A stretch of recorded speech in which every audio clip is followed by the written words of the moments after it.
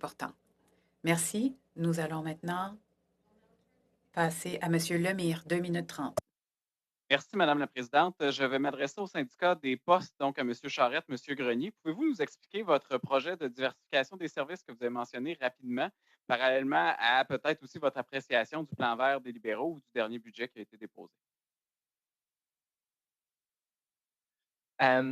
Oui, merci. Donc, du côté de l'expansion des services, on a tout le côté de la Banque postale, de Services Canada, de tous les services qu'on peut offrir dans notre bureau de poste. On veut vraiment réinventer le bureau de poste.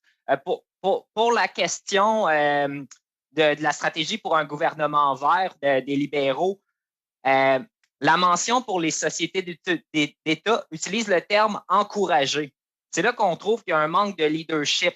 Parce que encourager, qu'est-ce que ça veut dire? Est-ce qu'on finance 100% de la transition énergétique ou on envoie une carte postale avec une tape dans le dos, vous êtes capable de le faire? Puis on le voit, une des recommandations qu'on est venu apporter aujourd'hui, c'est que ça manque de vigueur. On doit inclure les sociétés d'État avec un langage clair, un langage précis dans le plan de relance. C'est vraiment ce qu'on veut venir chercher parce que c'est vraiment le symbole et le signal qu'on peut lancer. Puis ça me fait un peu sursauter quand j'entends des propos de M. McTighe qui parle qu'il faut attendre, qu'il faut être progressif.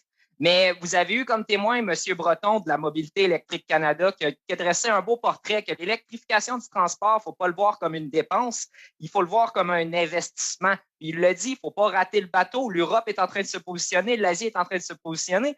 Puis notre partenaire, les Américains, sont en train de se positionner. Donc, il faut aller vers l'électrification du transport. Mais pour ça, utilisons notre plus grande société d'État. C'est pas avec 9 bornes de recharge qu'on envoie un signal fort à l'industrie, la direction qu'on doit prendre.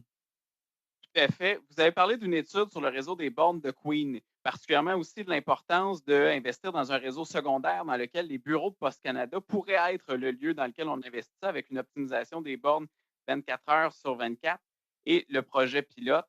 Qu'en est-il de ce projet pilote-là? Pouvez-vous nous en parler un peu? De ce que je comprends, c'est aussi avec une firme américaine. Oui, mais dans le fond, les 9 bornes de recharge que je parle, c'est qui a été avancé par l'employeur comme projet pilote. C'est ChargePoint qui va les installer. On peut, avec la Queen's University, on a vraiment vu tout le potentiel. On parle de la relance post-COVID, de la relance verte, mais la relance touristique, il faut en parler, puis ça peut être un vecteur. On a l'infrastructure, on peut installer des bornes de recharge, puis accélérer la transition. Merci beaucoup. Merci beaucoup. Merci beaucoup. We'll now turn. Nous passons à